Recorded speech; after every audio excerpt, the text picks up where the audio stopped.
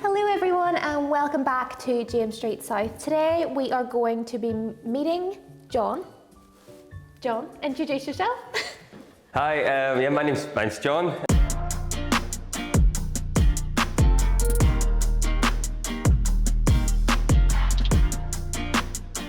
What are we going to be making today? Today we're going to be making chicken korma. So it's kind of my go-to quick curry. It takes about 10-15 minutes to prep it and 30 minutes to cook it. So yeah.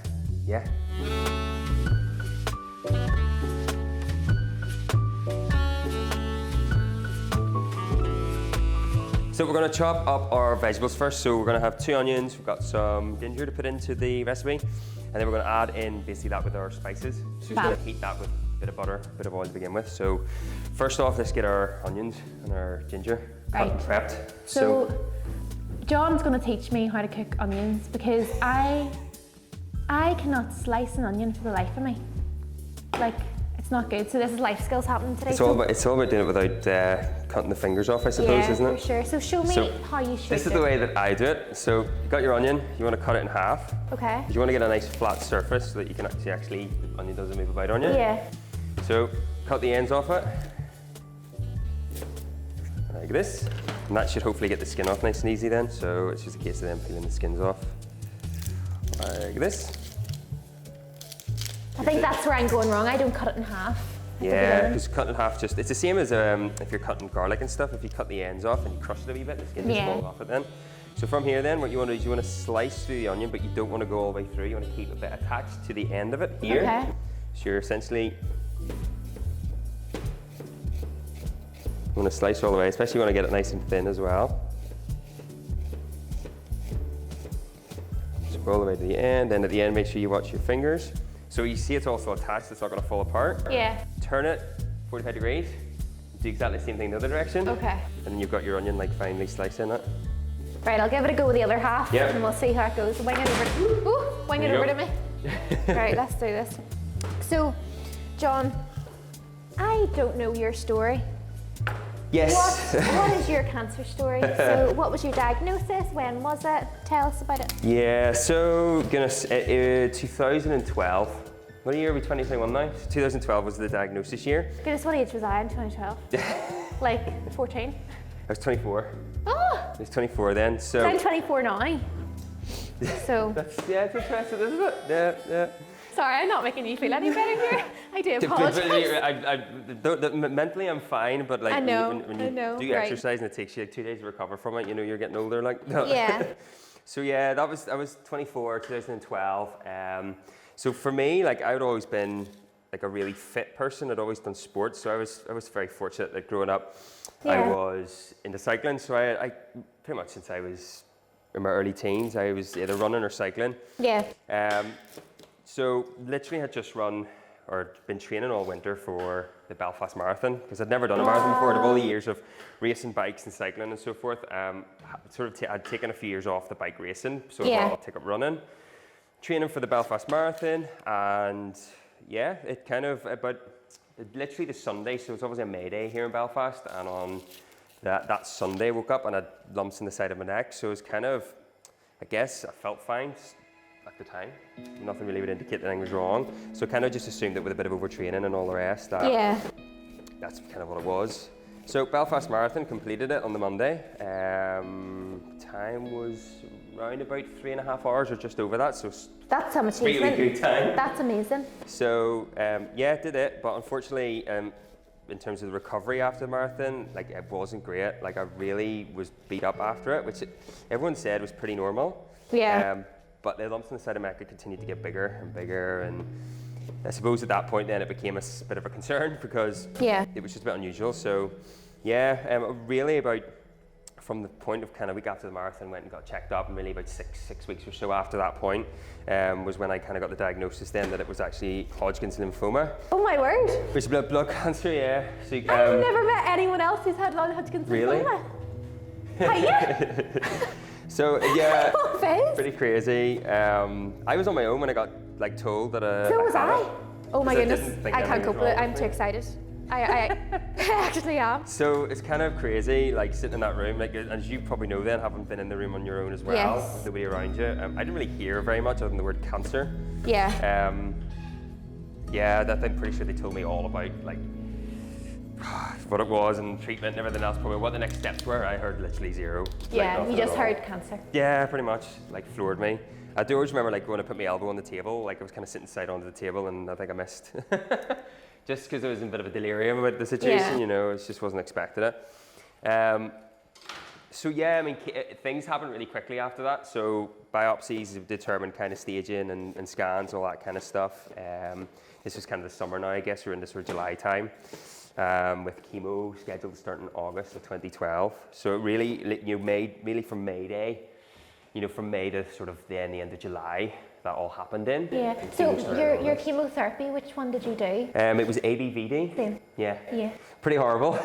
Oh my goodness. For me, I was very, very, very ill during it. Yeah. Which I kind of like, I guess like it had been kind of indicated that would be the case, but I think as the treatment went on, it just became incredibly difficult. Like for me, like it just. It's so draining. Yeah. It's so draining. It was like, I kind of bounced back, you know, because I don't know about you, my treatment was every 2 weeks. Yes, Every same as fortnight, me. right? Yeah. So I kind of guess like the first week felt pretty gnarly, and then I kind of felt like I started bouncing back a touch, you know, into the week 2. Yeah.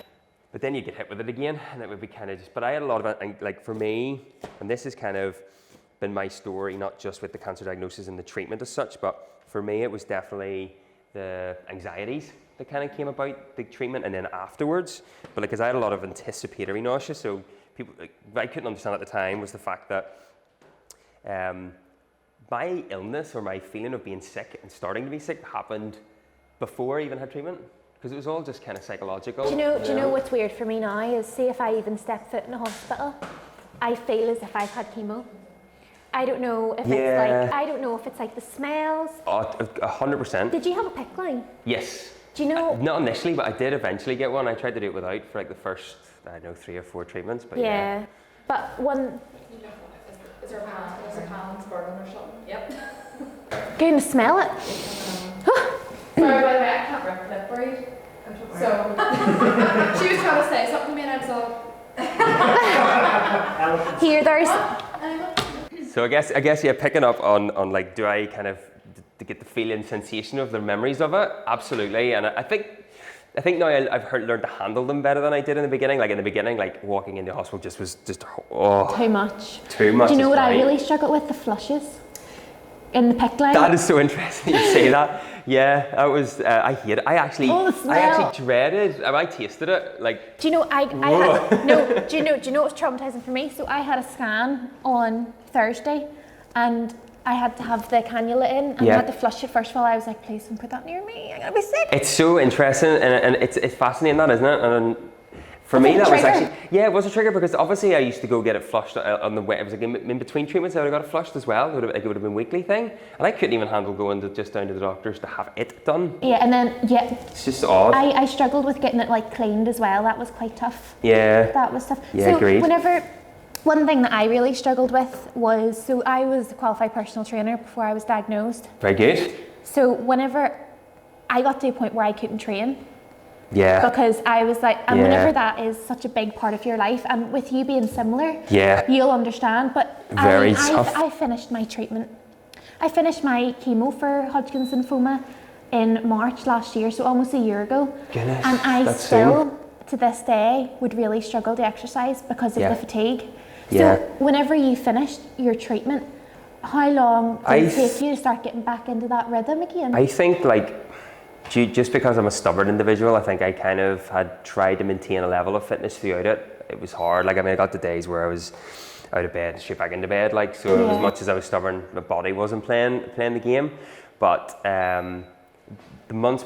Should we just turn that hob off? Just it's beeping. Is there another one on? Yep, that's us. Yeah, happy days. Sorry, continue. So yeah, and I think the months after the treatment finished, like I hit life at a million miles an hour whenever I finished treatment. I'd like, in my head, I was like, right, I beat this thing. It was kind of like a victory kind of thing. So I like just got into everything. I ran like, finished treatment in the January of 2013. Yeah, 2013. And I trained and ran the half marathon in June of that year. Do you know how incredible that is?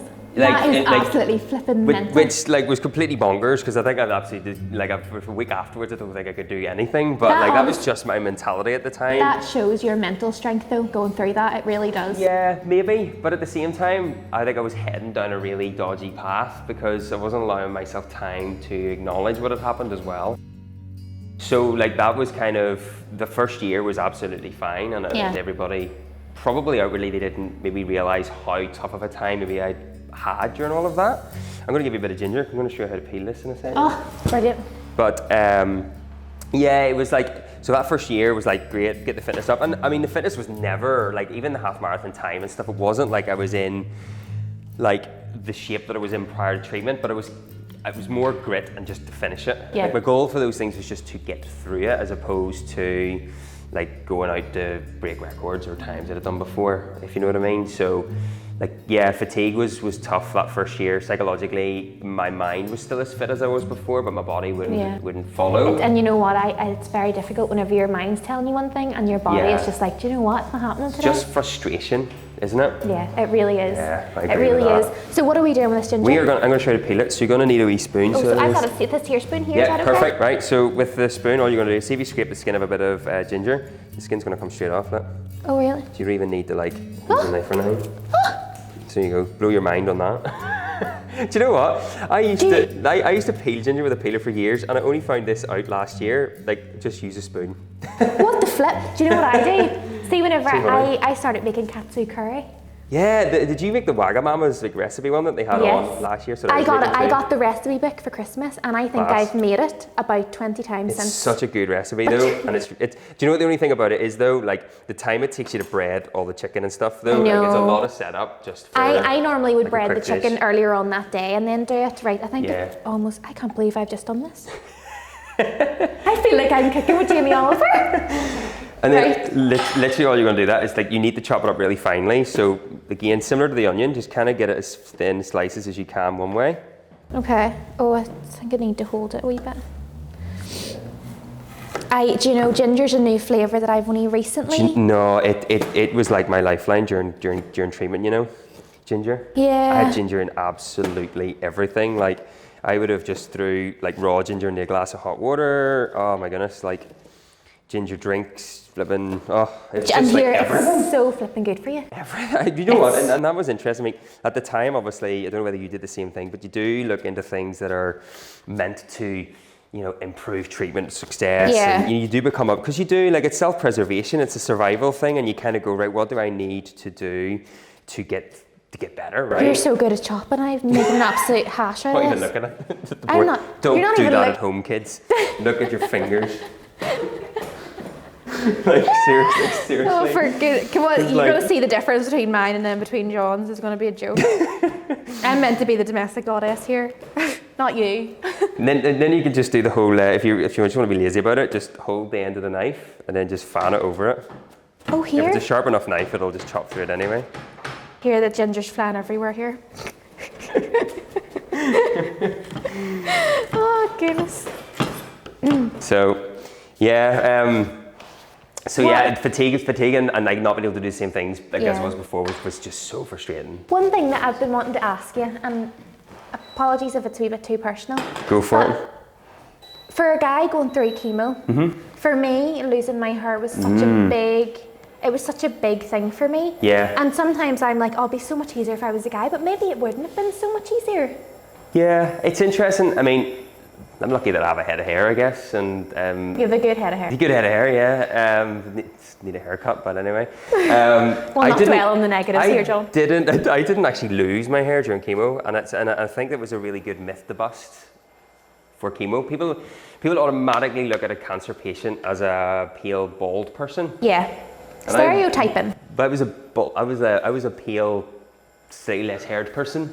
Do you know, I also didn't lose all my hair. No, I didn't So it either. just got It's incredibly thin. And I think a lot of people, whenever they start chemo, they're like, I'm just going to shave it off because I don't want. Yeah. So they bite the billet, and I'm just like, just. Yeah, see how I it didn't goes. do that. I mean, maybe slightly, you know, me personally, even now, you know, like people obviously last year with hairdressers being closed, we've all, you know, guys have went out and just shaved their heads. Yeah. I can't even do that psychologically. I can't do that. Yeah. Because it would remind me too much of being unwell. Yeah. Because I'd look at myself in the mirror with my head shaven, and that would remind me of not being well. Weirdly, it's just a psychological thing.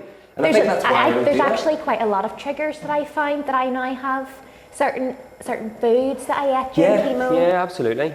The hospital, going to hospital is really difficult. It gets better. Like I would say now, like bearing in mind that I'm now at 8 years clear of treatment, but really only in the last 2 years I would say that things have kind of in my brain have settled down. So it's not as like it does get so much better over time. It's not an overnight fix, and that's really nice to hear, because for me, I'm still in early stages of getting better. Absolutely. And there's some days I wake up and I'm like, do you know what? I don't know if I can do this for a couple of years. Which is totally normal and fine to be like that, because I've been there. That's like so nice it really to is hear. true. So I'm going to stick oil and butter into a pan now. Okay. Okay. So this is just our time. We're going to basically start frying our onions up and our garlic. So this will be like a 10-minute kind of job where literally we just get it into the pan, and then the onions and the garlic will start to cook down until they're really soft, essentially. So groundnut oil into the pan, and then we throw a bit of the butter in as well. So we don't really need all of that. We're a bit smoky while the oil's in there. Oh, it's hot. Oh, the sizzle. I love the sizzle you hear on the cooking shows. You can go like a bigger pot and stuff, it creates less smoke and stuff, but once you get the butter kind of melted in there, the butter just helps with the onions like not to burn, because you kind of get like a more of a caramelized onion as opposed to just using oil. I use olive oil when I'm cooking, and olive oil has a tendency to burn, whereas if you throw butter in with olive oil, it tends to stop the olive oil from burning. Okay. It's kind of a nice trick to kind of know. John's top tip, there. Top tip, butter in with olive oil. So yeah, chuck it all into there. So you were 24 at the time of your diagnosis. Yeah. So although you were a young adult at the time, how did your family cope with everything? Yeah, I'll be honest and say that I think looking back on it now, like... Here, don't forget mine. Oh yeah. I don't think I was... Probably like, I used to beat myself up about it. I don't think I was overly aware of just how bad they were getting it, because I was kind of fighting my own fight. Yeah. And I've said it before, like in other conversations with people, and I think it took me a long time to just accept the fact, well, I was actually okay. You know, and I don't think, my family certainly don't hold a grudge against me for that, but I certainly did, because I felt that I made it all about me. I was the one not well, and they wouldn't understand, but actually looking back on it, like, how awful for my mum to kind of see her son, you know, sick and not being able to really do anything to help other me support. I think whenever you're getting older and then you start thinking about the possibility of having children, you're like, how would I feel if my child had to go through that? Absolutely, and it's the same for Laura. You know, at the time we've been married for 5 years now. Yeah.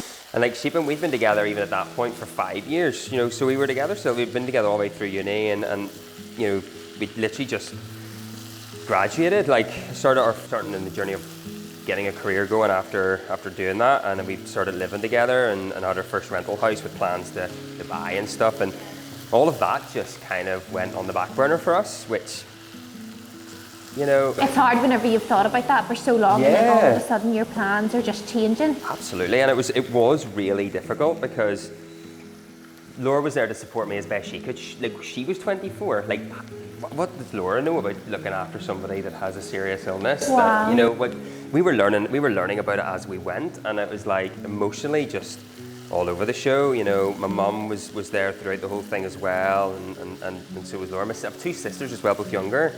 But I kind of just wanted them to stay. Like, they never came to the hospitals because I kind of just didn't want them to see me at my worst. You know, when I was really ill. So they were there supportive outside of that, but yeah. Do you know one thing? See, since I've came out of it, I documented my whole journey just on Instagram and things. And see now, I'm so glad that I did that. Yeah. Because I can like look back and be like, this day last year, I look like this. I remember the day. I would make little notes on my phone of certain days and how I was feeling, so I could look back on it and see how far That's interesting. I did the opposite. Did you? I have very little photograph. I completely stopped all. I didn't really record anything. Like, if I look back at that period of time, I have about 3 pictures that I kept from that whole period. I actually don't have anything.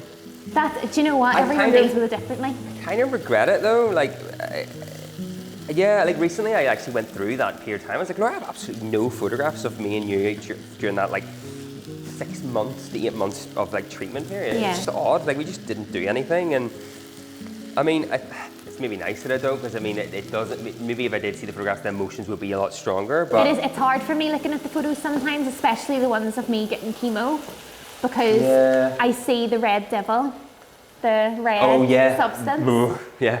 What's that one called? I don't They all know. had horrible names. I don't know. I used to not talk about always say the fourth one was the worst, but then it was probably only because it was the fourth one. You'd already had like a. Do you know, even talking about chemo right now, my stomach's turning a wee bit. No, I'm the same. I can actually. Look, everyone that knows me says I have a really good memory. I'm very fortunate that I can remember things but very vividly remember them. So I can.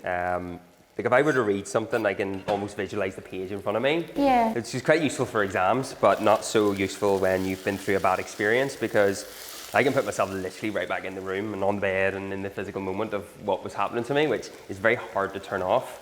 Like, because that visualization. It's almost like a photographic memory in a way. Yeah, I mean, it's not as good as that. Like, I wish it was. That would be amazing. But I definitely have. I'm very capable of putting myself back into a situation emotionally that I've experienced before. I do think I like that. Which can be tough at times. Like, I love how we're talking about it while we're cooking food. We're sitting there cooking, like, I absolutely have no appetite right now. It's like, sure. But the good thing is that you can smell the ginger in that, so that's literally What's next? I'm going to put a chili in. So after the onions have cooked for about 5 minutes, then chilies are kind of optional in korma, because korma traditionally is a mild dish. So it's That's what I was thinking. It's a really good curry that you can give to really people who are like not spicy or curry lovers. Like, korma is a great dish to make. Yeah. I think whenever I was making it, like, you always hear people saying it's like a child-friendly kind of dish because it's not spicy. Yeah. You know. So but I like to spice it up a bit. So you can I'm just going to put half a green chili in. Sometimes I go crazy and just go red bird's eye chili. I bet you really absolutely burn the gob clean off your guests. Yeah, me and Laura are like obsessed with like Mexican and just curries, like anything hot and spicy. I bet this is going to blow my head So off if I try it. I'm going to do half a green chili, but I'm going to keep the seeds in. You can take the seeds out. Do they add to the flavour? Yeah, seeds are what basically is going to make this spicy. So if you don't like really spicy food, take the seeds out. Okay. I wear contact lenses. I have in the past taken my contact lens out, haven't touched the chili seed. I think I've gone blind. Like, I mean, literally. Don't do it at home. Don't do it at home. Essentially is what we're saying right now. I washed my hands after handling a chili and still went to take my contact lenses out and still felt like I've been going blind. So, word of warning. For sure. And also don't just like eat one. So yeah, I mean the chili for me is just chop it up as fine as you can get it and then just stick it in. Just make sure you stir your onions every 40 seconds to a minute, otherwise they'll burn in the bottom of the pan. Okay. And then you have to start again. So would you say, going back to just the chemo side of things, would you say that the nausea was probably one of the things that you struggled with? Yeah, it was pretty much the toughest, I would say, side effect for me, bar the psychological element of it. It just felt like it never stopped for me. I ended up on like a syringe driver towards the end. Like every anti-nausea medication that they would have given me just never seemed to work. I have a vivid memory actually of maybe halfway through treatments, they've given me I'm assuming it was tranquilizers or something to calm me during treatment. And I remember the doctor saying, we've given him enough for somebody's body's double weight, and my anxiety still hadn't reduced. Oh my goodness. I don't know,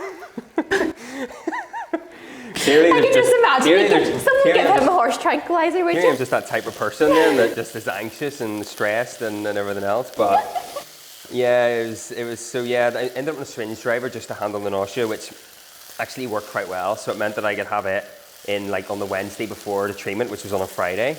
That would have kept me kind of feeling a little bit nicer during it, and then it would have come out then the following sort of Monday, Tuesday after. So I would have had it in over the weekend.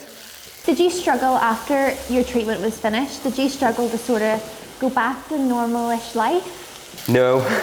You didn't? You just jumped straight in? So the timeline is first year, I changed jobs, decided, right, career change, let's do it. Went to Las Vegas in September of the same year, 2013. Big plans, proposed to Laura at the Grand Canyon. Amazing. It was just one of those holidays of a lifetime. You just grabbed life by the horns.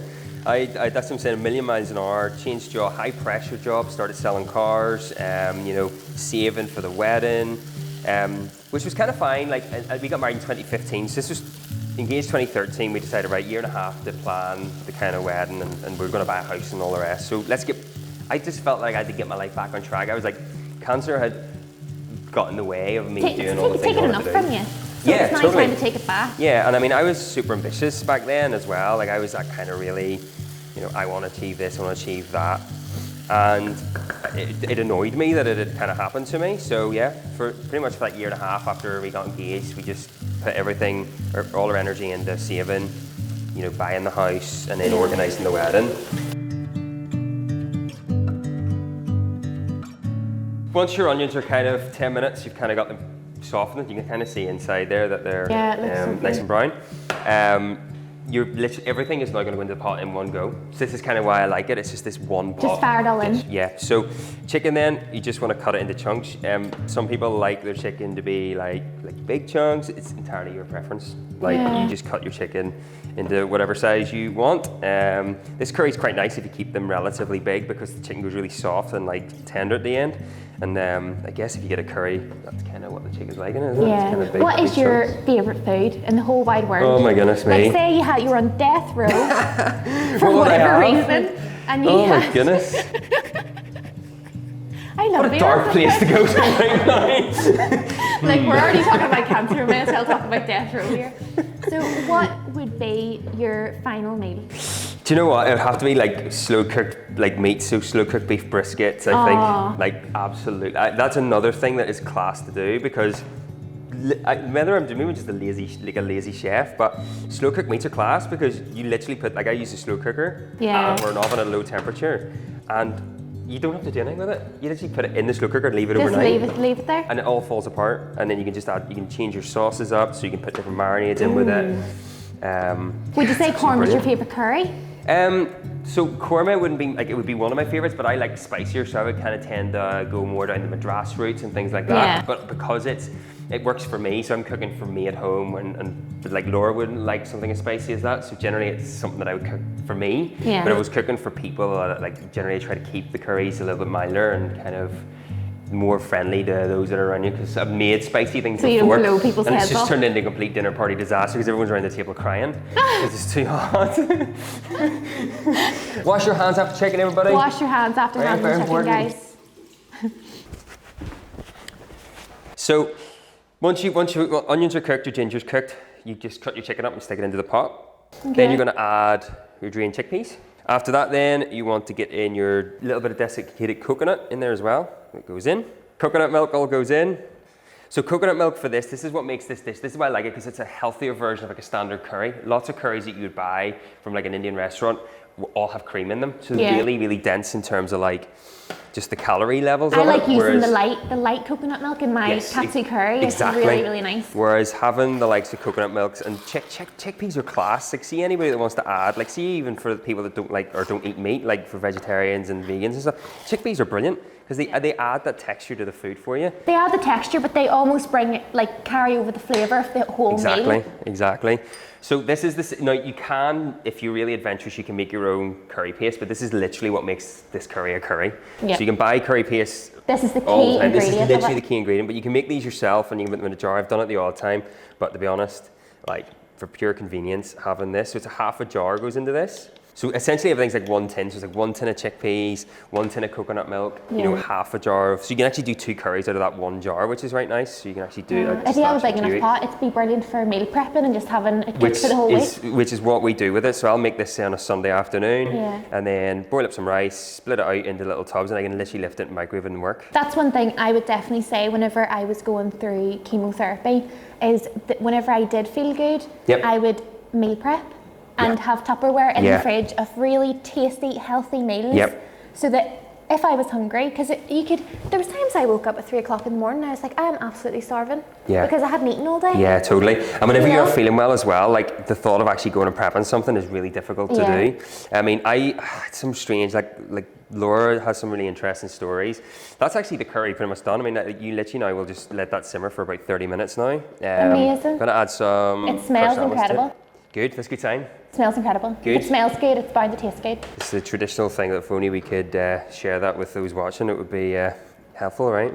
It's the future. I know. VR headsets and smell the food. That would be amazing. Yeah, meal prepping was really good because otherwise I would find I'd default to takeaways, and you need good meal. Yeah. Like, see if I wasn't feeling well, there was not a hope I was going to stand and cook for an hour. No, agreed. I had some really weird like food choices though. Like Laurel say during treatment, like she literally listed stuff off to me. Like, do you want this? And I'm like, no, I don't feel like it. Do you want that? No, I don't feel like that. Because she felt so sick. I was like, no, I don't want that. I don't want that. And then one day she's like, do you want like mashed potato and beans? Yeah, I love that. I'm like, what is mashed potato and beans? Like, well, such a random. My go-to meal. So as soon as I finished chemo, my dad would pick me up a cheesy curry chip from the chippy, and that just used to take the taste out of my mouth after chemo, and then I'd go to sleep and I'd feel so much better the next day after a good feed. Yeah, I would have actually got a McDonald's on the way home from treatment, and I would just eat it because so if I ate straight after treatment, it would have been fine. I would have got food into me, and generally I probably would have been settled for most of that Friday night. But if I didn't, if I was say feeling really ill and I didn't want to eat, I had to really force it into me. I would have been quite ill because, but like what you said, you wake up and you're just so sick to your stomach that you're not eating because it makes you feel worse. I mean, you know, if I know you've ever skipped breakfast or a meal before, but you do start to feel pretty gnarly anyway. You do. After hours. Never mind being pumped full of all these chemicals and all the rest of it. And feeling sick as well. So yeah, like eating was quite important. So we're cooking this, we're letting this simmer for 30 minutes or so? I mean, literally, the reason why I do it is like if I'm at home and I've just come home from work or whatever, I just get that on, like prepping you can do in 10 minutes, get it on the heat. It's great because you can do other things. You can clean up while it's cooking. I've learned this recently, it's a complete game changer. Cleaning up as you go along. And then the rice is, like, we'll get the rice on shortly. I'm going to make turmeric rice, but it's like a 10-minute job, so it's literally like, you know, get the rice on just towards the end. You can even have the curry cooked and then cook the rice later.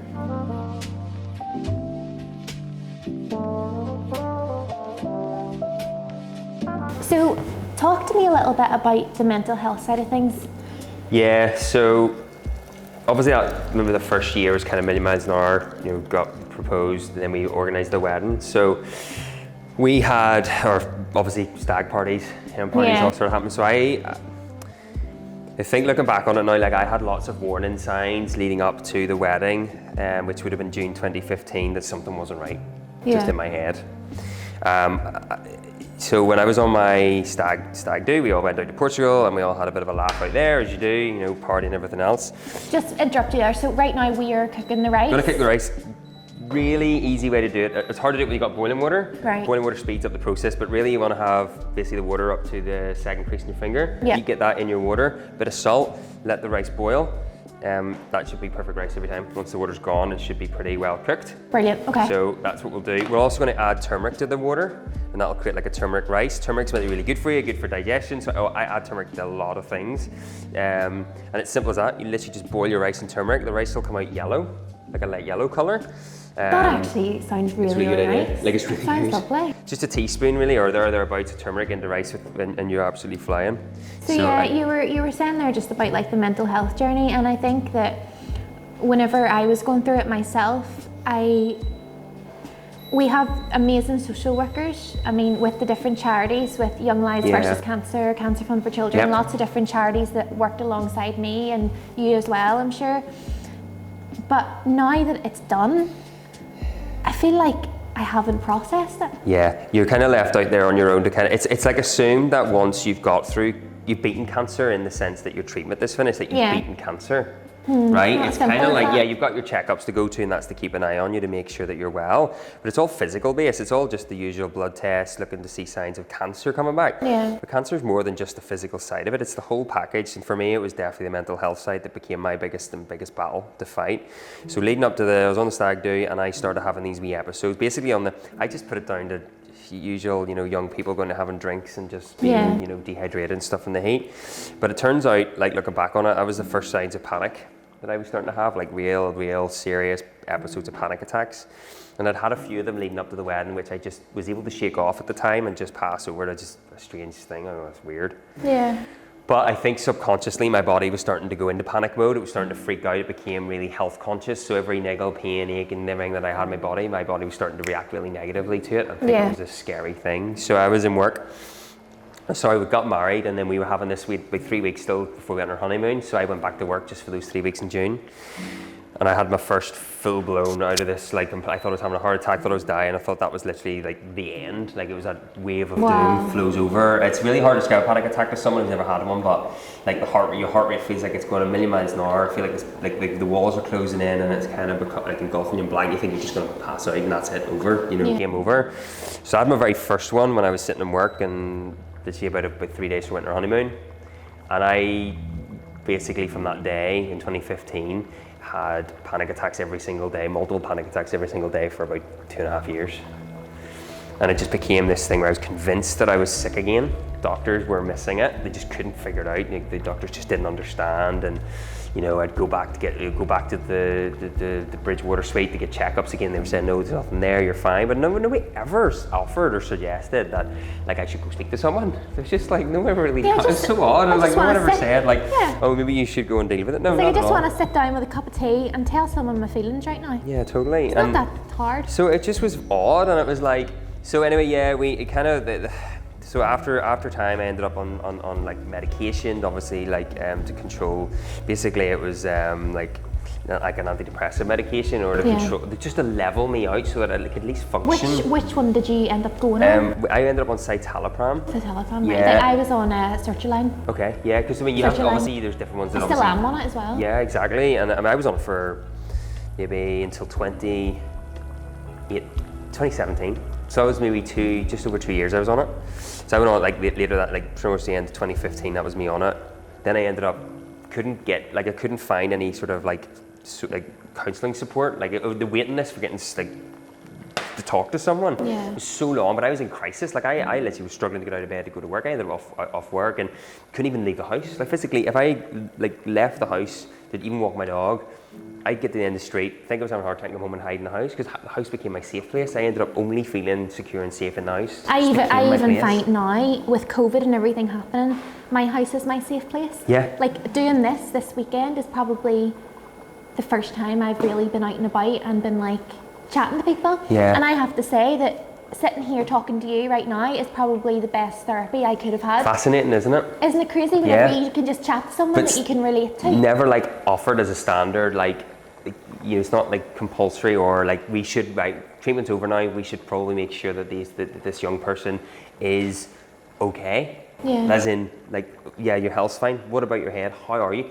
Even if you, at that point, like I probably would have still said no, probably initially, but if I was made aware that there was a potential for me to down the line start to feel a certain way, then I would have recognized the signs early on and avoided that crisis point where basically it was, I was broken, like my mind was broken and I couldn't physically control then like the symptoms that were going on. So panic attacks are not controllable. The more you try and control a panic attack, the more vicious it'll become. Do you know, I'm so glad that we've talked about this today, because it's something, mental health is something that needs to be talked about so much more. 100%. In day-to-day life, but also particularly people who have been through a traumatic experience like cancer so young. Yeah, and it's still stigmatized. People don't want to talk about it because they still people think that they're weak, and it's like, it's so, actually, I'll counter that, and I'll counter that all day long. I'll have you know that I'm an incredibly strong person, stronger than most normal people, because I've been through it. Because I can tell you what, anyone that has had like episodes of panic attacks and mental health out of them managed to pull themselves together, get back out and live a normal life in some description is one of the strongest people that I know. Even you standing here right now is incredible. It's actually incredible. And you know what? It takes a really strong person, especially as a man, to stand there and be like, this happened to me, this is how I felt. I was not okay. Yeah, but totally. I got there, this is what I did and this is what helped me, and I just think it's brilliant. Yeah. It's brilliant. So yeah, and then you touched on that you were a personal trainer before you got sick, and obviously I was in sport, and then 2017 came around and the Move Forward program came around through Simon Darby Click Surgeon, and like that completely just changed everything. And I mean, exercise, just struggle at first. The first time I said no to joining the program, but then the first year was just trying to find a rhythm, trying to find a way of getting consistent with moving again and being confident, because I'd stopped exercising during that whole like 2.5 year period of mental health. I became terrified. I feel like that's the stage that I'm at right now. Yeah, it becomes scary because your heart rate goes up and you feel and you get, you know what, some of the symptoms of exercise, I'll be honest and say, some of the symptoms of exercise feel a wee bit like chemo. You feel a bit hot flushed and a bit sick and a bit like, oh, flip me, I've really pushed myself there, right? Yeah. Reminds you a wee bit. I think it was just that memory of it. And over time, your body starts to associate fitness with the feel-good hormones again. It does, like it starts to get better. And that's what happened. And then next you know, the consistency came, and then I began to love it again. And then it was like I really want it. And then I realized that if I had a bad day, that the exercising was the thing that was making me feel better again. So then it became, then the brain started associating the fitness and the exercise with that positive, you know, that positive reinforcement of, great, I'm feeling bad, let's go exercise. And I'm gonna feel great afterwards. Sometimes I actually think to myself, I'm like, I actually don't even know if I'd be able to run a mile again. I don't know if I'd be able to do some bench press. But you know, now I'm just like, I can fit and do this. Just go do it. And it's like, as I say to anybody, it's like everyone assumes that you have to walk into a fitness set in a gym setting and be like the person in the corner who's been doing it for years. You don't know what their journey is. They've been exercising for 10 years consistently without stopping. That's not you. I think it's a lot of it for me is almost a fear of failure. Because whenever I started my cancer journey, I was quite fit. I was going to the gym 5 times a week. And having that 2-year break that I've had, I'm scared of failure. I'm scared of going back and feeling weak.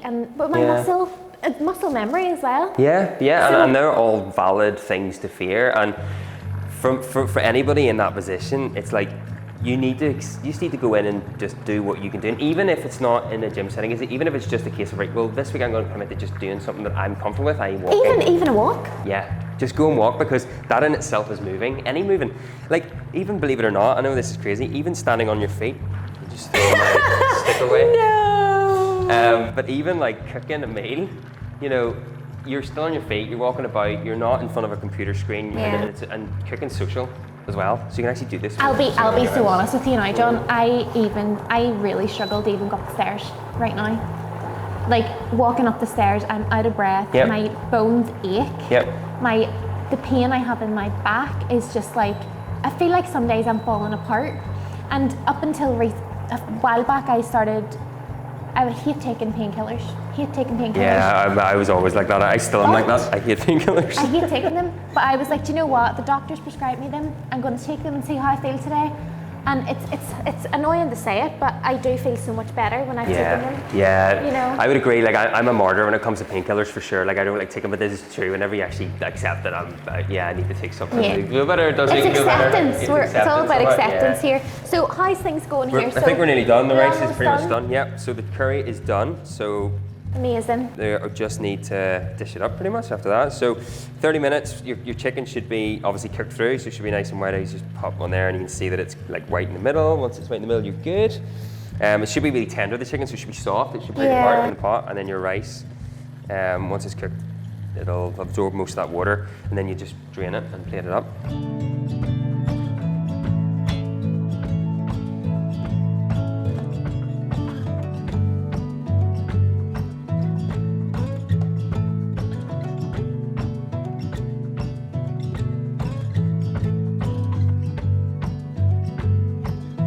There's no prize for the best dish, you know, John. Voila, look at that. John, I have absolutely loved talking to you today. It's been a pleasure. Your experience, your mindset, you're a pleasure, and you're such a great example for other young people. I hope so. Thank you. And I'm so excited for us to do something again in the future. Look forward to it. Guys, thank you so much for watching today. Please stay tuned for our next video if you enjoyed this one.